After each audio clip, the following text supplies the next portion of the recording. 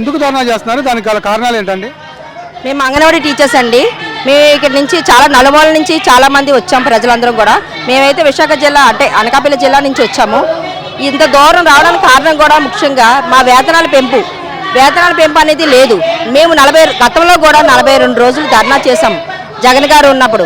అప్పుడు కూడా ఏమంటే అప్పుడు లోకేష్ గారు మనకి హామీ ఇచ్చారు. ఏమని హామీ ఇచ్చున్నారంటే, మేము మా ప్రభుత్వం కానీ వస్తే ఖచ్చితంగా మా అక్క చెల్లెలకు అందరికీ నేను అండదండగా ఉంటానని, ఎటువంటి మీకు ఇలాంటి ఇబ్బందులు మీకు కలగనివ్వకుండా ఉంటాయంటే మేము ఆ ప్రభుత్వాన్ని నమ్మి మేము హామీగా మేము సమ్మె విరమించుకొని 42 రోజులు అయిపోయిన తర్వాత మాకు చంద్రబాబు నాయుడు గారు వస్తారు, మాకు ఏదో న్యాయం జరుగుతుంది ఎంతో ఆశగా మేము చూసాం. ఆశగా చూసుకున్నందుకు మాకు వేతనాలు మేము అడిగేది వేతనాలు మాత్రమే 11,500 మాత్రమే వస్తుంది. ఈ 11,500లోని పిల్లల్ని చదివించుకోమంటారా? మేమే తింటామా? ఒక పూట తింటామా, ఒక పూట మానేమంటారా? ఇప్పుడున్న పరిస్థితిలోని పిల్లలందరికీ కడుపు నిండా అన్నం పెట్టగలుగుతాం, కానీ మా పిల్లలకు మేము అన్నం పెట్టలేకపోతున్న పరిస్థితి అండి ఇది. నాదే కదా ఇప్పుడున్న పరిస్థితి, ఉన్న అందరిది అదే. అందువల్ల మా యొక్క ఆవేదన ప్రభుత్వానికి తెలియాలనే ఈ యొక్క ధర్నా మేము చేస్తున్నాం.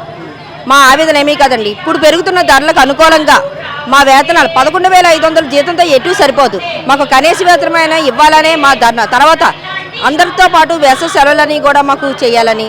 తర్వాత ఇంకొక విషయం ఏంటంటే మట్టికొచ్చులు అంటున్నారండి. ఏమనంటే ప్రభుత్వం మొన్న మినిస్టర్ గారు మనకి ప్రెస్ మీట్ పెట్టి చెప్తున్నారు, మట్టికొచ్చులు అండి. చనిపోయాక వచ్చిన మట్టికొచ్చులు మేము ఏం చేసుకుంటాం చెప్పండి?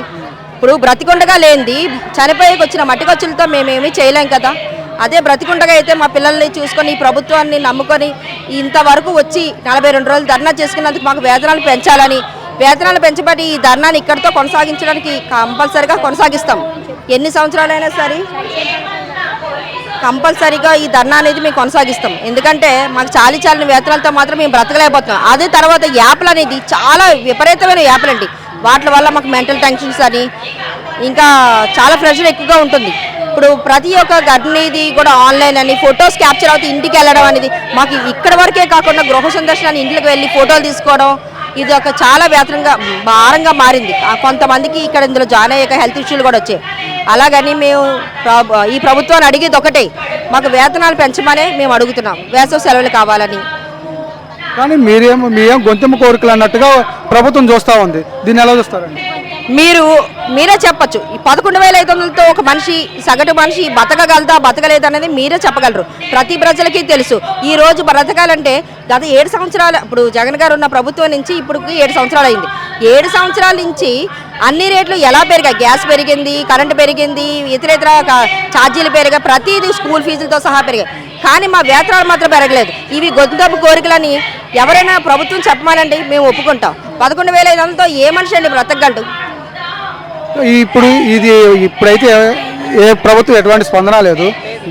తర్వాత మీరు ఏం చేయబోతున్నారు? తర్వాత కార్యాచరణ ఏందంటారు?